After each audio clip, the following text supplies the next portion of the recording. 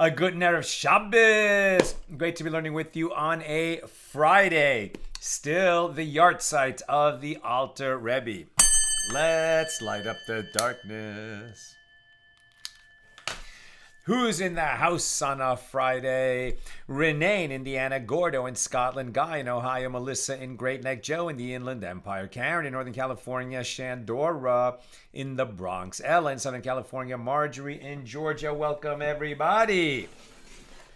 Another fascinating daf, as so many of them are here in Tractate Sanhedrin. All of them are, really. Our page today, is page 33 here in Sanhedrin, the 24th volume of the Talmud, continuing our discussion of Mishnah number 1 in chapter 4. We pick it up right at the top, or almost the top, of page 33a. Our Mishnah taught, right, where we're making distinctions between cases of monetary law and capital law. So our Mishnah taught that in cases of monetary law, the court brings the accused back to be judged again if new evidence arises, whether with a claim to exempt him or with a claim to find him liable. In cases of capital law, the court brings the accused back to be judged again with a claim to acquit him, but does not bring him back to be judged with a claim to find him liable. So somebody who was brought to trial on a murder case where he was liable to be executed if he was, where he stood to be executed if he was found liable, if he was found guilty, but he was acquitted, then even if there's a new claim or new evidence, we don't bring him back. No double jeopardy that you're going to stand trial where you might be executed twice. Whereas in a monetary law case, whether you win or lose the case, if there's a new claim, new evidence, we're going to try it again. And in a capital case, if he was convicted, but then new evidence came to light or a new argument, we will bring him back because there's a chance he'll be acquitted.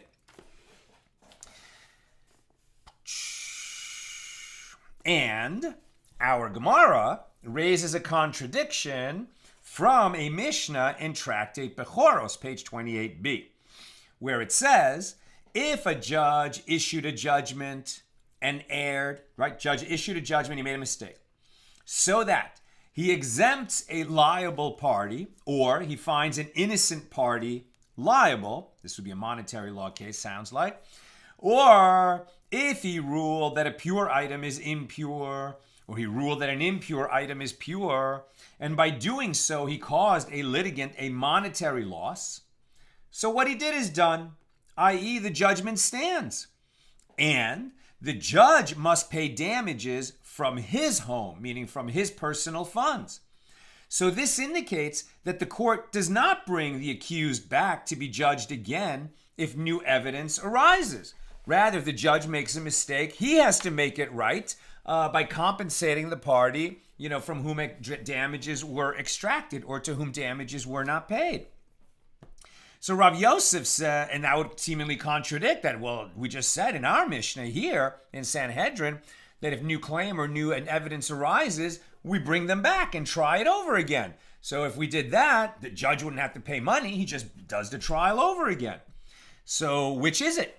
Rav Yosef says, this is not difficult. La kasha. The Mishnah here in Sanhedrin, which teaches that the court does bring the accused back to be judged again if new evidence arises, is stated with regard to a judge who was an expert.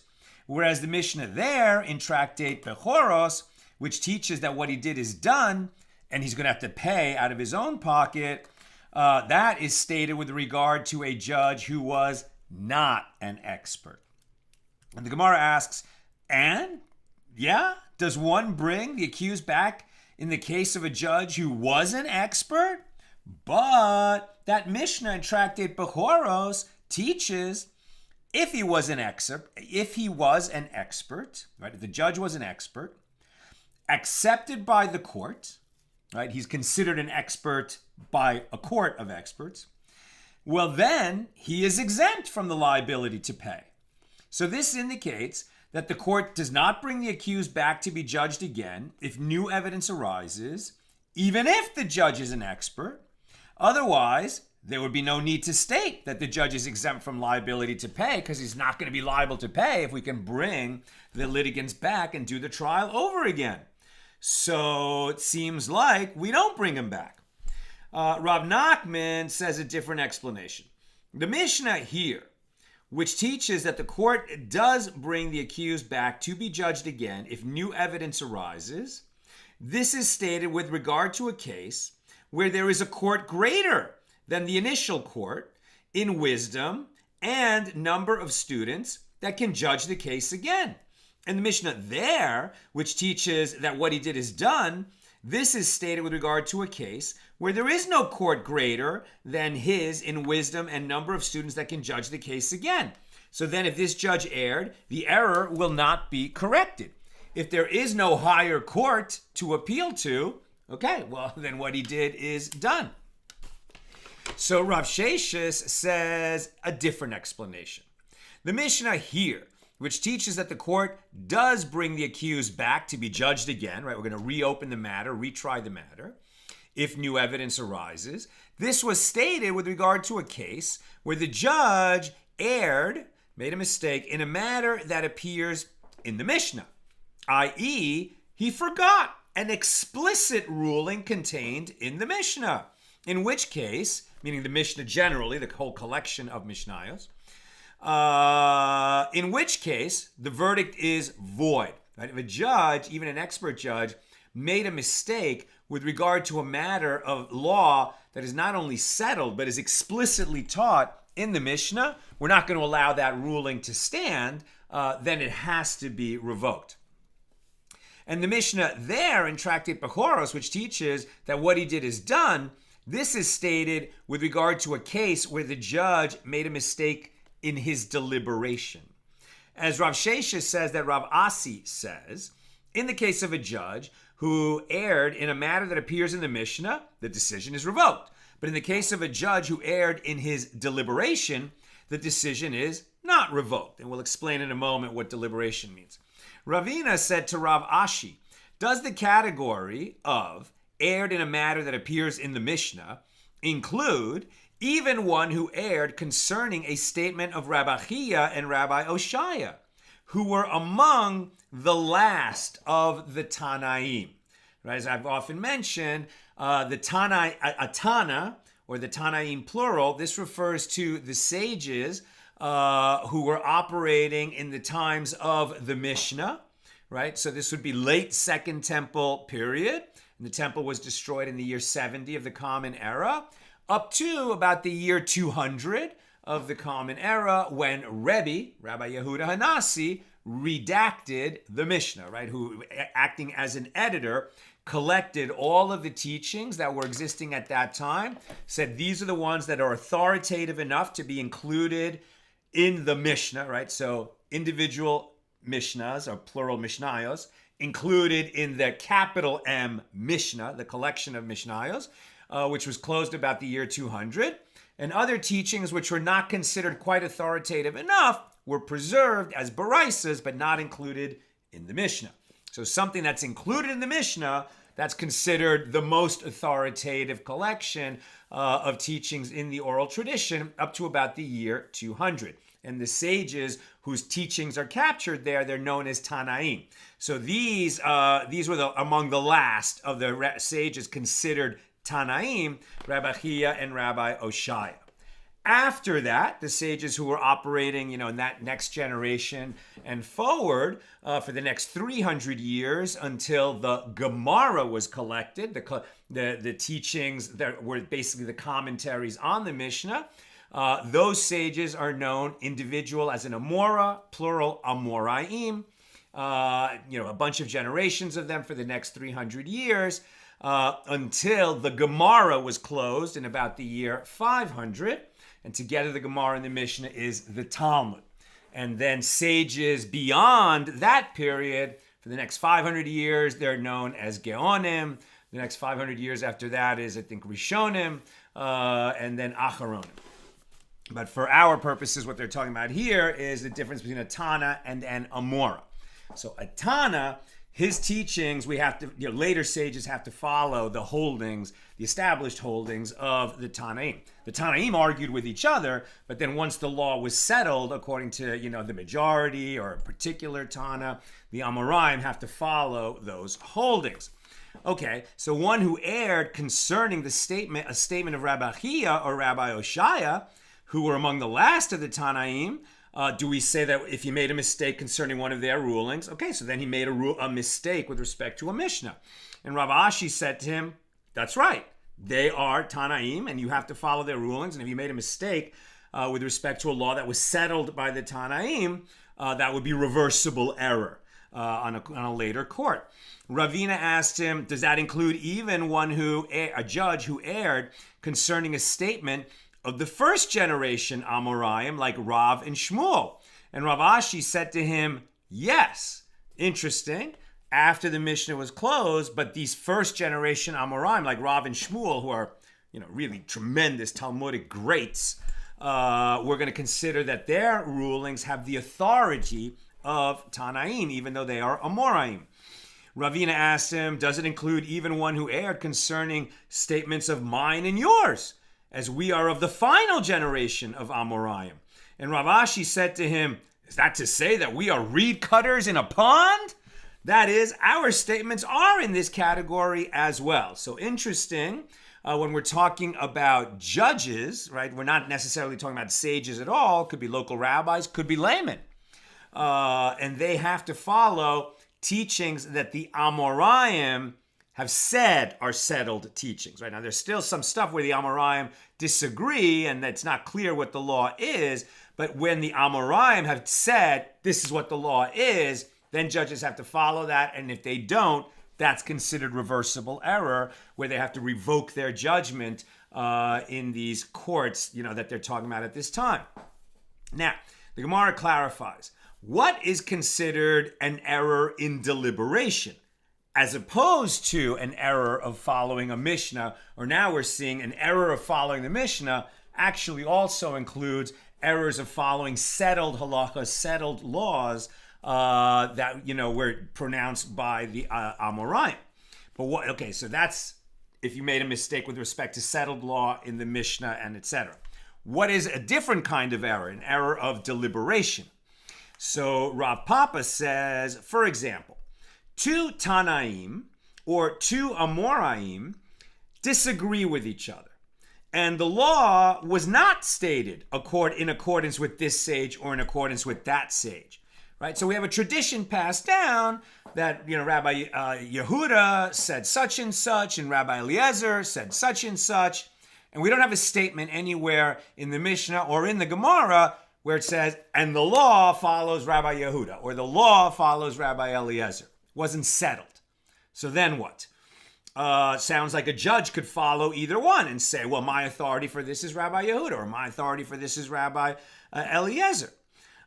But, so it was never stated which one the law follows, and so it occurred that the judge acted in accordance with one of them. However, the discussion of the halacha goes in accordance with the other opinion, meaning most judges rule in accordance with the opposing opinion, then this is an error in a deliberation. So even though it was not stated explicitly, neither in the Mishnah nor in the Gemara, that the law follows the view of one particular sage, whether he's a tanna or an amora, if it has come down, maybe this is happening a few hundred years later, and by then the courts around the world have come to a kind of general agreement that the law follows Rabbi Yehuda, right? Now, that's saying a lot because we live in a time, right, where, you can just go online and see what the law is. I shared before that I'm a recovering lawyer. I'm a retired member of the New York Bar. I've been a recovering lawyer for a very long time because I only practiced law for a year and a half. But even in the early 1990s, when I got out of law school and I practiced at a big New York City law firm for a year and a half, and something that young associates would often do is legal research, right? And that was before the internet, but we had Lexis and Westlaw, and you could have these wonderful tools, where a vast computer network could tell you, what is case law? What are the precedents? Do we have an actual law passed by a legislature, or do we have, common law jurisprudence that some very high court, perhaps the Supreme Court, issued a ruling, and that's what the law is that covers such and such a case? In the ancient world, they didn't have anything like that, right? No networks like that. You had different academies where laws were being taught and discussed and debated. So much of this was an oral tradition. So it might take a much longer time for something to become settled case law. But what they're saying is, okay, so neither in the Mishnah nor in the Gemara, was it stated explicitly whose view the law follows. But the world has, all the rabbinic courts around the world have come to an understanding over the decades or centuries that the law is like this. And a particular judge doesn't follow that. That would be an error of deliberation. Rav Hamnuna raised an objection to Rav Sheshes from the continuation of the Mishnah cited earlier in Bechoros 28b. There was an incident involving a cow of the household of Menachem whose womb was removed, had a hysterectomy. The cow had a hysterectomy. And when Rabbi Tarfon was consulted, he ruled that it is an animal with a wound that will cause it to die within 12 months, i.e. a treifa. And this is forbidden for consumption by Jews. And based on the ruling of Rabbi Tarfon, the questioner fed it to the dogs, right? So a treifa is an animal that has a wound. Usually it's some kind of like a puncture, like a thorn that punctured its side and then punctured its lung. So it doesn't drop dead right away. In fact, it could walk around, but there are certain kinds of wounds that we consider that the animal is likely to die within a year. And therefore, even if it's a kosher slaughter, when the animal is slaughtered, it's still not kosher for Jews to eat it, because it already had a fatal wound, and so it can't be eaten. Right? It can't be eaten. It could be sold to Gentiles, but if there's no Gentiles to sell it to, then you can feed it to the dogs, but you can't eat it. Right? Here you had an animal that its womb was removed. For whatever reason, they performed a surgery, and they were even doing this 2,000 years ago, and removed the womb from this cow. The cow survived the surgery and was up and walking around, but Rabbi Tarfon said that procedure, now you cannot slaughter that cow and eat its meat And now that you did slaughter it, since I'm telling you it's a treifa, you can feed it to the dogs, but you're going to lose all the value of that cow as a source of basar, of meat that you can eat.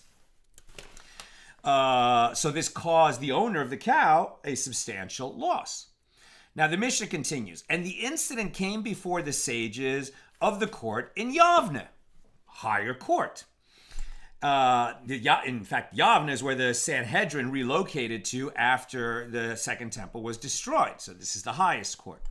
And they ruled that such an animal is permitted and is not a treifa. As Theodosius, known as Todos, the doctor, said, a cow or pig does not emerge from Alexandria of Egypt unless the residents sever its womb so that it will not give birth in the future. Why would they do that? Well, the breeds of cows and pigs in Alexandria were of exceptional quality, and the people of Alexandria did not want them reproduced elsewhere. Protective law, that they don't want that. They have the finest breeds of cows and pigs, and they don't want any of these cows and pigs to be brought somewhere else where they'll start breeding cows and pigs of equal quality, which would, compete with the monopoly on this kind of cow or pig that Alexandria had. So when these cows or pigs are taken elsewhere, they would sever its womb. And clearly, they were able to do this procedure on a repeated basis, and the animals would survive and would not die within a year. And so it was possible to do that procedure and not kill the animal and not make it one that is walking dead. So therefore, not a treifa if you later slaughter it and want to eat it for meat. So the fact that these animals lived long lives after their wombs were removed proves that the hysterectomy did not render them treifas. So upon hearing this, Rabbi Tarfon said, your donkey is gone, Tarfon. Right? He's saying to himself, I made a mistake in ruling. I caused this man a big loss because I was wrong. I, the judge, am going to have to make it good with him. I'm going to have to compensate him out of my own funds. He's acting like he's not. As I recall, Rabbi Tarfon was wealthy, but let's say I'm wrong. And so he says, my donkey is gone. I'm going to have to give up my donkey to make good the loss that I caused this man who came to me for a ruling. Rabbi Akiva said to him, and if Rabbi Akiva is alive and dealing with Rabbi Tarfon, so they're obviously contemporaries, just know where we are in history. Rabbi Akiva was one of the last sages of the Second Temple period. He saw the destruction of the Second Temple and relocated. He went to Bnei Barak, but when the Sanhedrin went to Yavne, he was alive in this period. And in fact, he lived for quite a few years after that because he was still alive in the year 135, 65 years later when the Bar Kokhba revolt went down. I believe Rabbi Akiva lived to the age of 120. I could be mistaken about that. Okay, so Rabbi Akiva said to Tarfon, no, you're not going to lose your donkey. You are exempt, as any judge accepted as an expert for the public is exempt from liability to pay. In other words, judges who are considered experts, they might make a mistake, but we don't want them to be liable because generally they're going to get it right. And we want them to dedicate themselves to this profession of judging, as opposed to amateurs who could easily get it wrong. And we'd rather actually discourage them from stepping up because, they could make mistakes. And if they are going to step up, they should know they're liable if they make a mistake. So they're going to take it very seriously. And the exception to that is where the litigants say, we know you're not an expert. We're going to accept your ruling even if you make a mistake. Then the guy would not be liable to pay.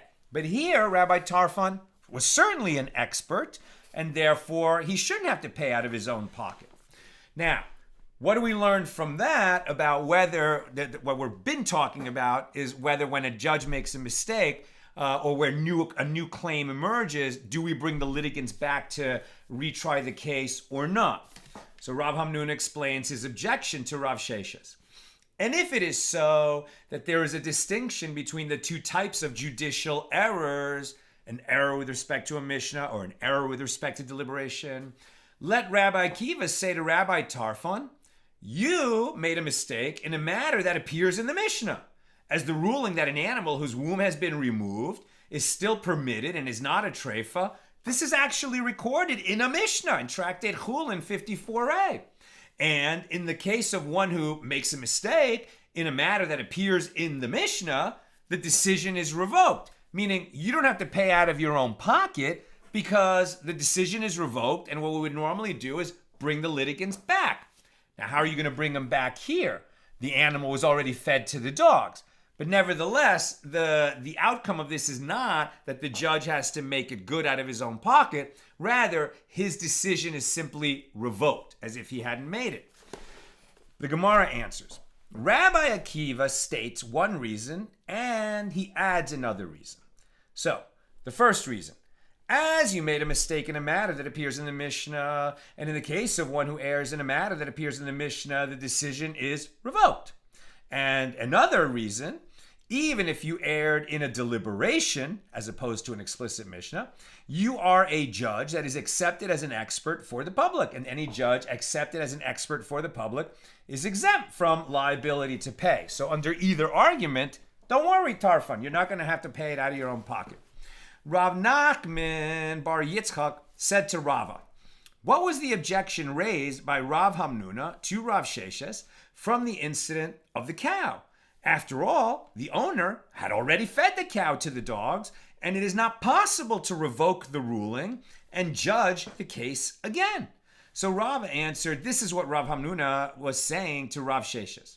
Granted, if you say that in the case of a judge who errs in a matter that appears in the Mishnah, the decision is not revoked, which evidently indicates that the verdict stands as it is, so that is why Rabbi Tarfon feared that he would have to pay.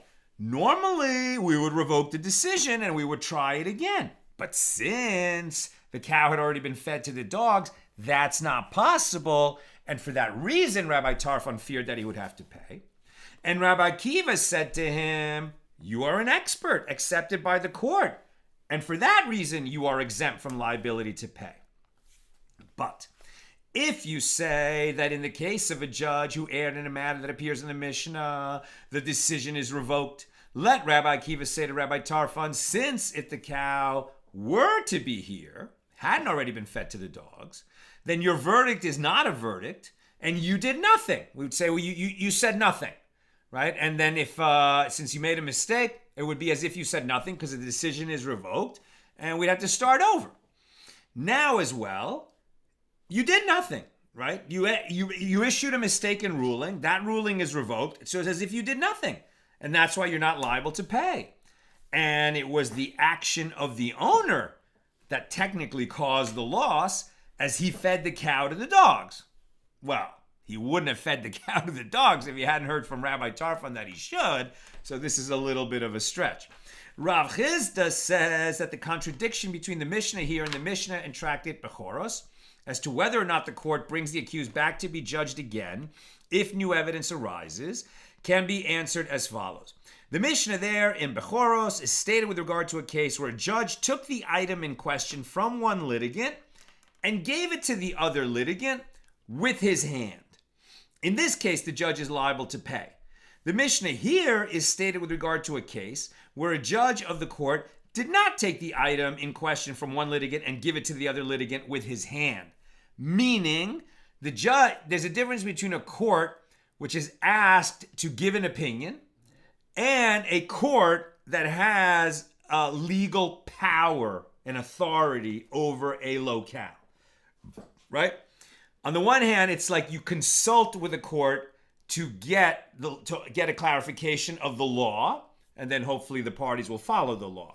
And the other is where the court has some bite. It has officers that can enforce the law, and so the judge, having issued his verdict, will actually cause the damages to be paid, right? He will remove the money from one party and give it to the other. That's different than a court that merely issues a verdict.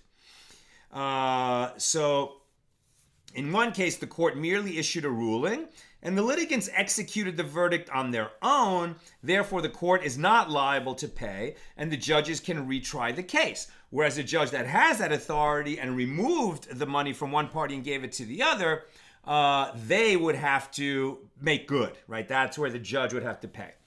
Now, the Gemara, as opposed to retrying the case. So the Gemara asks, granted, one can explain the clause from the Mishna in Bechoros, where it says he finds an innocent party liable in the case where the judge took the item in question from the innocent party and gave it to the other litigant with his hand, right? The defendant was sued, for 100 dinars in damages. If the judge had got the law right, he would have said exempt. But he got the law wrong, so he said you're liable, and he takes the 100 dinars from the defendant and gives it to the plaintiff. So that means he found an innocent party liable. But how can you find the judge giving the item from one to another with regard to the clause of he exempts a liable party, right? He got the law wrong. In this case, the defendant should have paid the plaintiff, but the judge got it wrong and said, no, you're exempt. You don't have to pay. So certainly the judge got it wrong, but he didn't take money from one and give it to the other. Rather, he just let the defendant who should have paid get off and not pay. So how can you say that in such a case the judge took money from one and gave it to the other with his hand? As the judge said to the litigant only, you are exempt from liability to pay, but the judge did not take the item in question from one litigant and give it to the other with his hand. And the Gemara explains, once the judge says you are exempt from liability to pay, it is considered as if he took the item in question from the innocent party and gave it to the other litigant with his hand, as there is no need for any further action. In other words, because he got the law wrong and he didn't force the defendant to pay, so then the plaintiff who should have been compensated wasn't. And we can say that that is a case where the judge took money from one and gave it to the other with his hand because he got it wrong. Now, the Gemara asks, but what of the Mishnah, which teaches, our Mishnah, right? In cases of monetary law, the court brings the accused back to be judged again if new evidence arises, either with a claim to exempt the accused or with a claim to find him liable. In monetary law cases, if new evidence arises, we try it again. Why does the judge pay? What are you talking about that he got it wrong and now he's going to be liable, or the decision is revoked and nobody gets anything? Our Mishnah says if new evidence arises, you bring them back and try it over again. Now, granted, you can find the example of to exempt, where the court says at the outset to one litigant, you are liable to pay, and a judge did not take the item in question from one litigant and give it to the other litigant with his hand, as Rav Chisda holds that the verdict is revoked, and the court does not pay. The court itself does not pay. But how can you find the example of judging the case again to find him liable? As once the court says to the litigant, you are exempt, the case cannot be judged again. But you said that once a judge says you are exempt from liability to pay, it is considered as if he took the item in question from the innocent party and gave it to the other litigant with his hand. If so, the court must pay and the judgment will not be revoked. We're still trying to square the two Mishnahs, one here in Sanhedrin, the other in Bechoros, which seem to have different rulings. So the Gemara answers, the Mishnah, our Mishnah here, teaches only that one statement. And it should be understood like this. In cases of monetary law, the court brings the litigant back to be judged again to exempt that litigant, which is to the liability of the other litigant.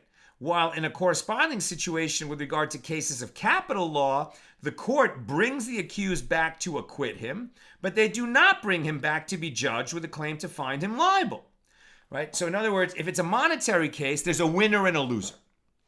And whether, the judge got it right, whether the judge made a mistake that he made the innocent party pay, or he made a mistake where he let the guilty party not pay, either way, the one who lost, either money was taken away from him or he didn't receive money, and that was a mistake. His money shouldn't have been taken away from him, or he should have received the money. So, the winner and loser should have been swapped. But in a case of capital law, where the stakes are we going to execute the accused man or are we going to let him off? Right? So there's no winner and loser on the other side. I mean, you could say, it's the state versus the accused. And if somebody who's guilty gets off, it's like we, the public, lose. But it's not the same as there are two individuals, one versus the other. Really, it's, the accused standing before God, and are we going to execute him or not, right? So there's not two parties in the same way in the capital law case. And that's a distinction being made here. Right? So they do not bring him back to be judged with a claim to find him liable. Now, when the Mishna says the court brings the accused back to acquit him, this is an acquittal alone and is not to anyone else's liability. And when it says, but they do not bring him back to be judged with a claim to find him liable, if he was acquitted in the first place, we don't bring him back, no double jeopardy for a capital law case. This is an acquittal that is also a liability. What? An acquittal that is also a liability, and the court does not bring the accused back to acquit him if this entails a liability to another. So the Gemara clarifies, what do you mean a liability? A liability for whom? If you're saying that you acquitted, right, the one accused of murder, let's say, this is, the acquittal of him causes a liability to another. We understand the monetary case, right? If you acquit, meaning you exempt somebody from paying damages, well, then the other party who would have received those damages, it's a liability for him because he doesn't get that money he was entitled to.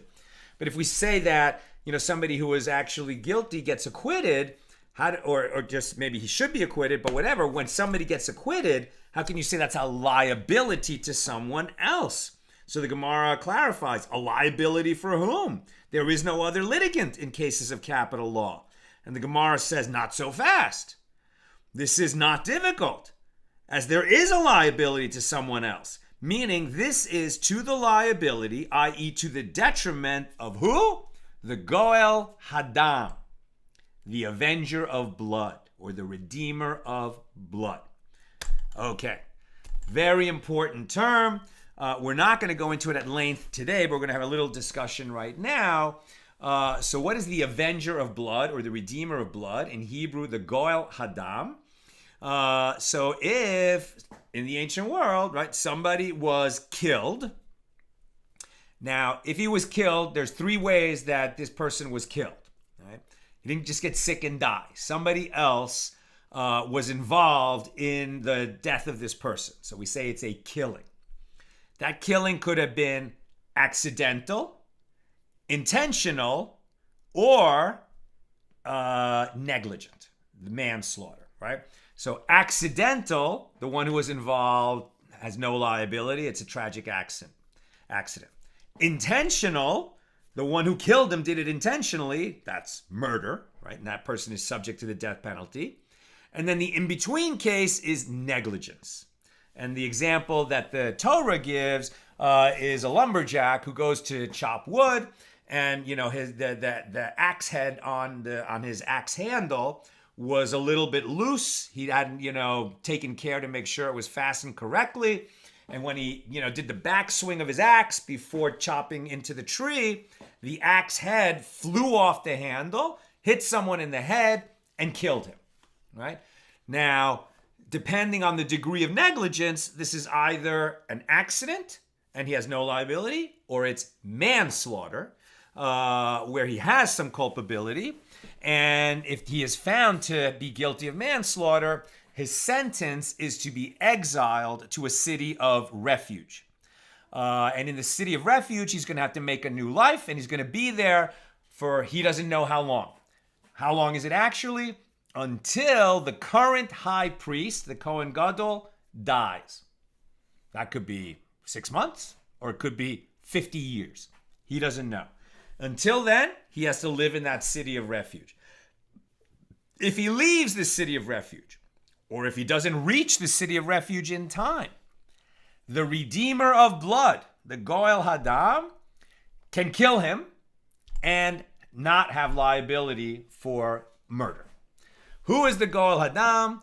The closest relative, right? The closest relative of the victim, has the right to kill the manslaughterer unless he is in a city of refuge. And that's why the roads all over the land of Israel had to be marked, that the widest roads had to have signs on them, this way to a city of refuge.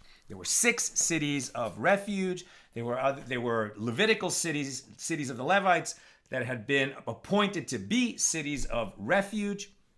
And if you get yourself to one, then you're safe from the Redeemer of Blood.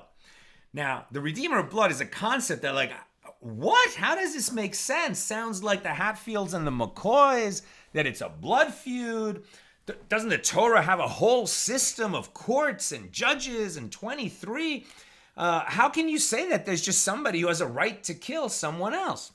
But if you think about it, what we haven't ever talked about in Tractate Sanhedrin as punishment for somebody who commits a crime is prison.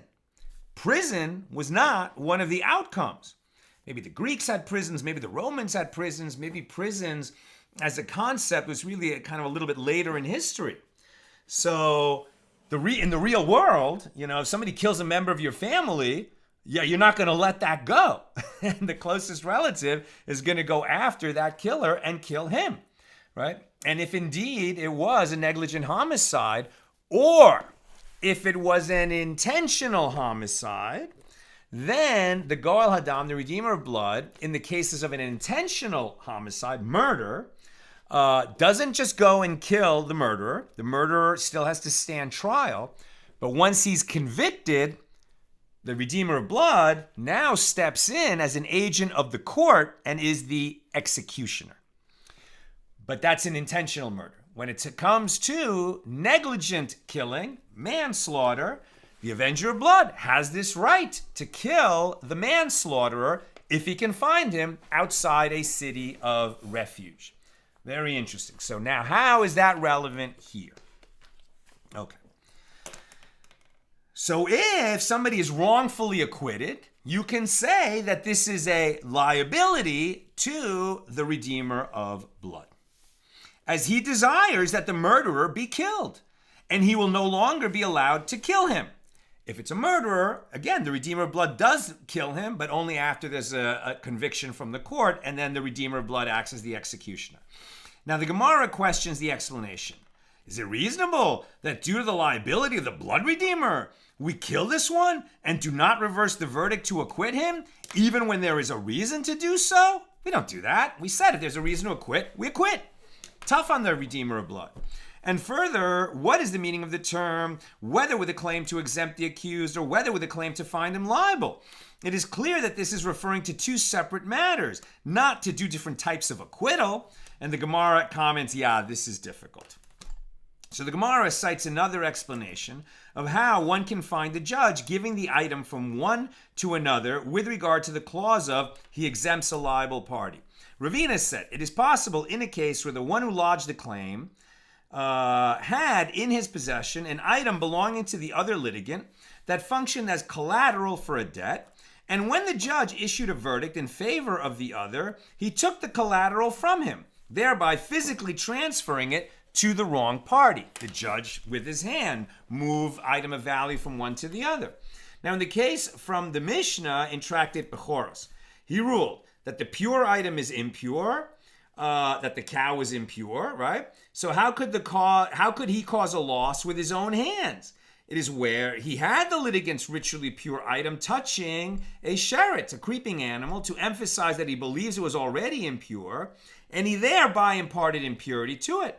In that Mishnah's case of he ruled that an impure item is pure, how could he cause a loss with his own hands? It is where he mixed this impure produce of the litigants with the litigants' ritually pure produce, and he thereby caused all of the produce to be considered impure and unavailable, to be sold and eaten. At least to people who care about eating food in a state of tahara.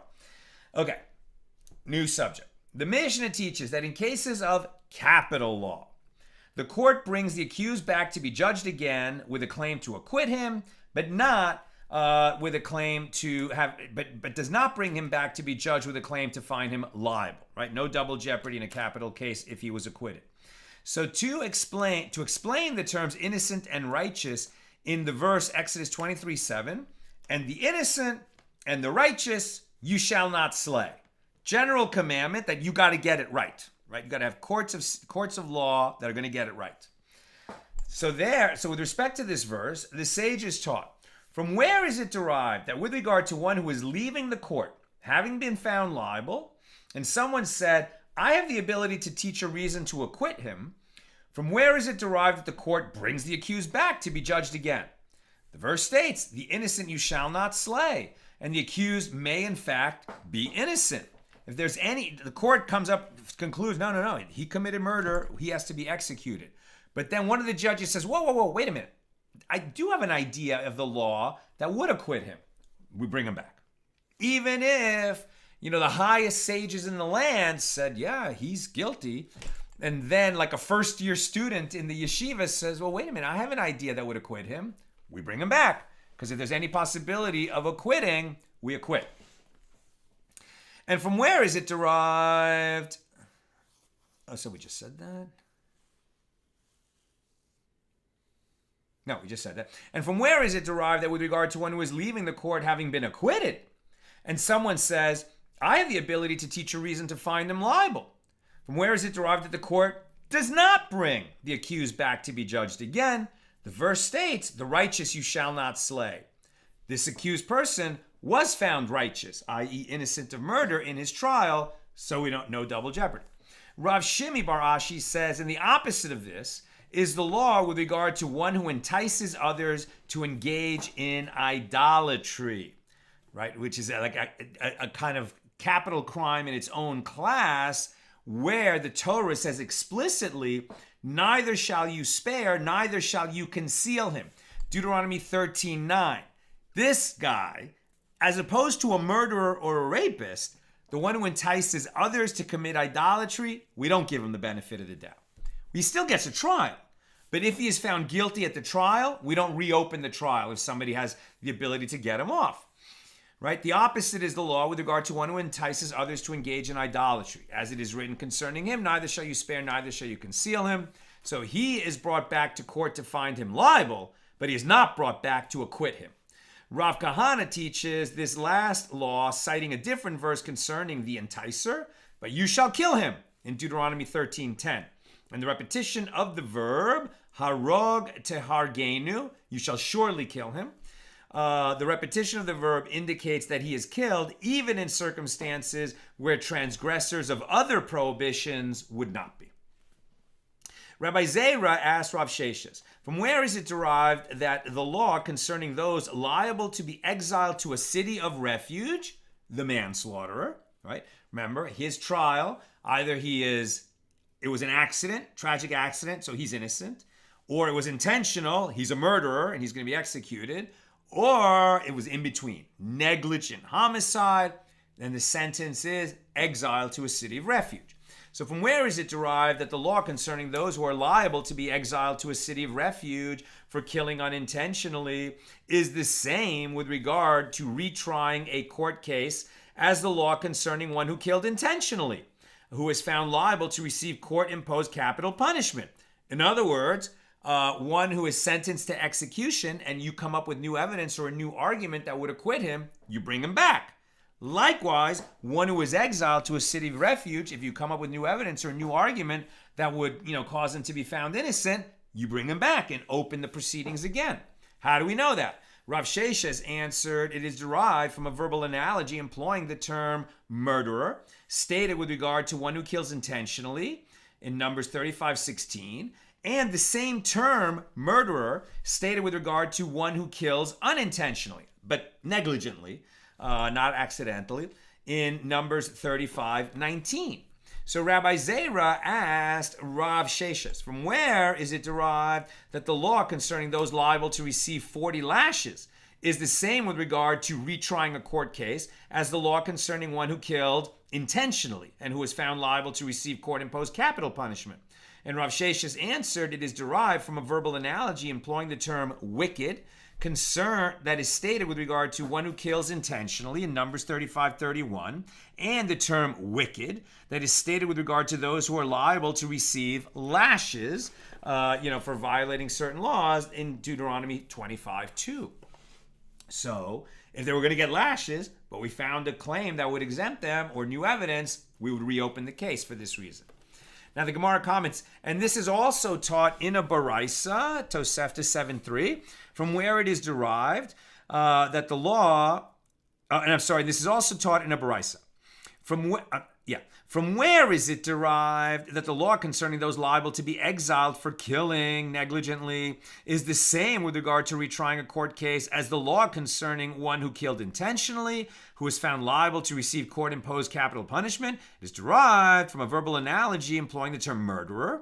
That was stated with regard to one who kills intentionally, and the term murderer stated with one who kills unintentionally. And from where is it derived that the law concerning those liable to receive lashes is the same with regard to retrying a court case as the law concerning one who killed intentionally, who is found liable to receive court-imposed capital punishment? It is derived from a verbal analogy employing the term wicked stated with regard to one who kills intentionally, and the term wicked stated with regard to one who is liable to receive lashes. In other words, a baraisa that says exactly what the Gemara says backs up what the Gemara says.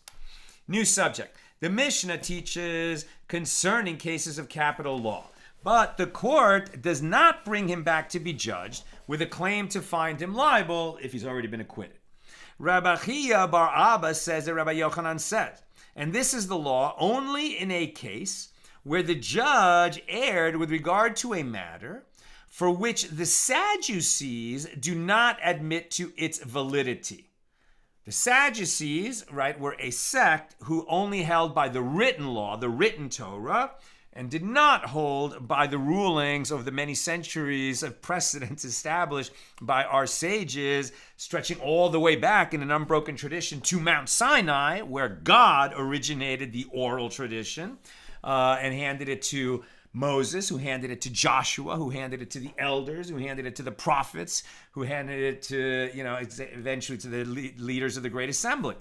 But the Sadducees didn't hold by the oral tradition, i.e., a judge erred in a matter learned from tradition or established by the sages. But if the judge erred in a matter for which the Sadducees admit to its validity, meaning a matter that is written explicitly in the Torah, so it is a topic that you could go learn in a children's school, and such an error negates the verdict and is reversed, right? So if the accused in a capital case was acquitted, but he was acquitted because the judge made a mistake with respect to a matter of a law written explicitly in the written Torah, we're going to bring the accused back because that's too big of an error. Rabbi Chia bar Abba asked of Rabbi Yochanan, what is the law in the case of a judge who erred with regard to the judgment of an adulterer and adulteress by ruling that only the man is liable, but not the woman? So Rabbi Yochanan, so a married woman had an affair with a man who's not her husband. They had sex. This is a death penalty offense. And the judge said, okay, her paramour, the guy that she was with, he is going to get the death penalty, but not her. That would be a mistake. So what do we say about that? So Rabbi Yochanan said to him, while your fire is burning, cut your squash and roast it. What does this saying mean? I.e., seize the opportunity to add this case to the principle I taught you earlier. It was also stated, Rabbi Ami says that Rabbi Yochanan says, concerning a judge who erred with regard to an adulterer, the court revokes the verdict, So that would be a glaring error with respect to written Torah law. So it's as if he said nothing, and we're going to have to retry the case. The Gemara asks, rather, what are the circumstances where the court does not revoke the acquittal? And Rabbi Abahu says that Rabbi Yochanan says, in a case where he erred and acquitted the adulterer who engaged in sexual intercourse in an atypical manner, so that would be anal sex as opposed to standard sex, and the law that this is considered sexual intercourse with respect to adultery is not written explicitly in the written Torah. Therefore, if a court acquits one who is so accused, the verdict is not revoked, It's known because of the tradition that anal sex is considered the same as sex, and if a married woman, is guilty of adultery, for having sex in the atypical manner. That is still sex, that is still adultery, and they would both, her lover and her, be subject to the death penalty.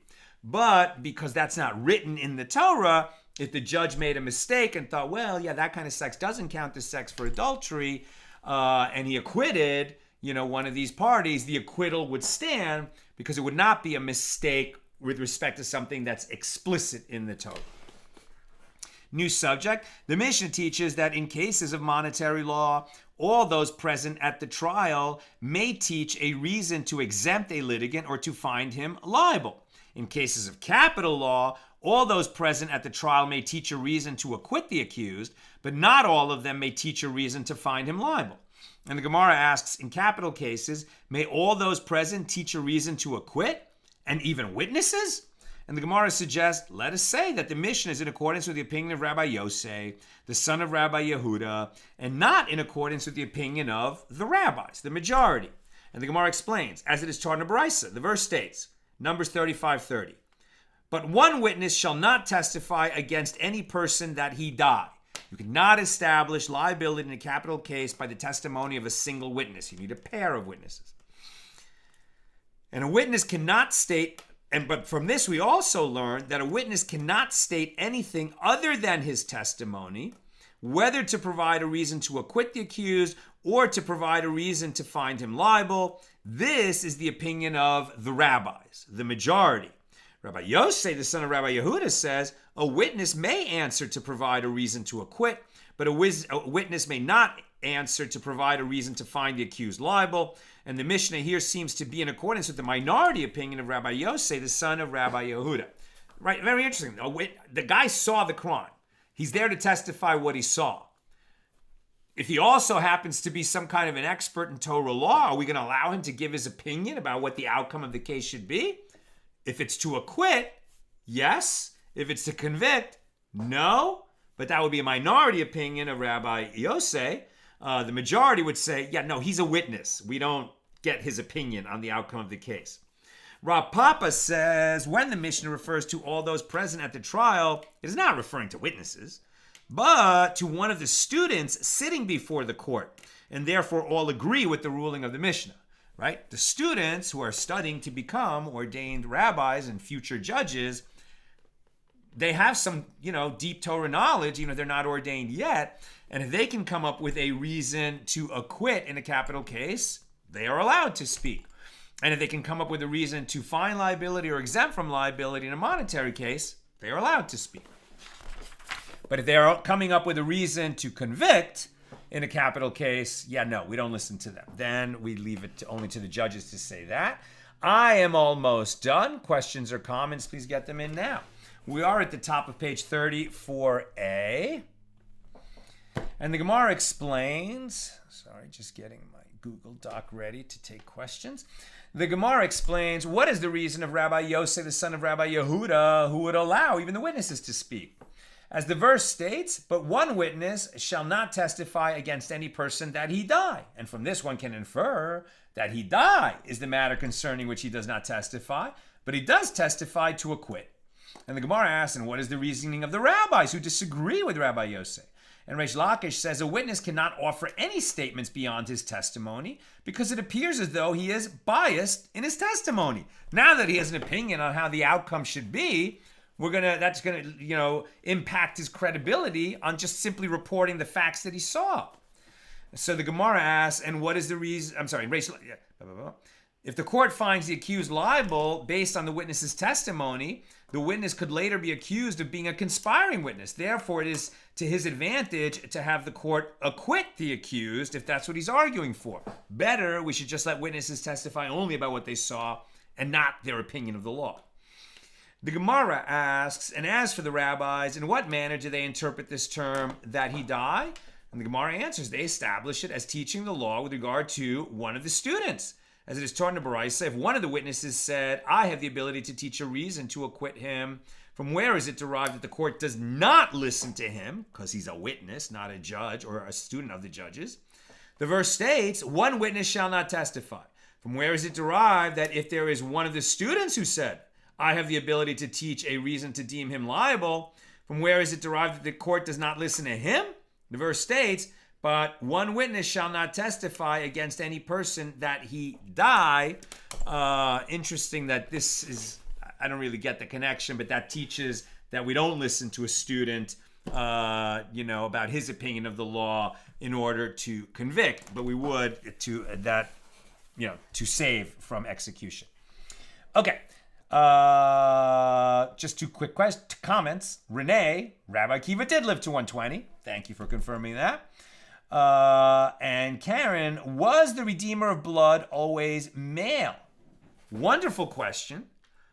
I haven't seen anything, and Nina and I are studying this a little bit, the Redeemer of Blood and the manslaughter and the city of refuge, because it's involved as, a future movie that we want to make, employs these concepts.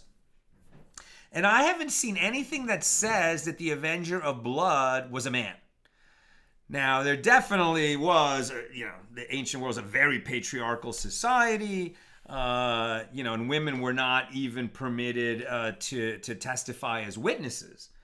But if the woman is the closest relative, and if she's not going to go kill, this person who killed her relative, no one is. I think it's a fascinating. I'm already thinking about the drama of this and putting it in a movie. But I haven't seen anything that would suggest that an Avenger of Blood could not be a woman. So yeah, I think she could be. Let me know if somebody finds something different, or if I find something different in our further research, I'll let you know. But I don't see why not.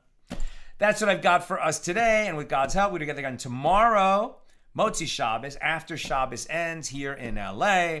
Right now, the days are getting longer and longer every week. But I think last week I was able to get on by 7:30, pretty predictably, and so I'm aiming for 7:30 tomorrow night. Eventually it'll get later, but I think I can make it by 7:30 Pacific tomorrow night. Have a wonderful, rejuvenating, refreshing, uplifting, and meaningful Shabbos. Good Shabbos.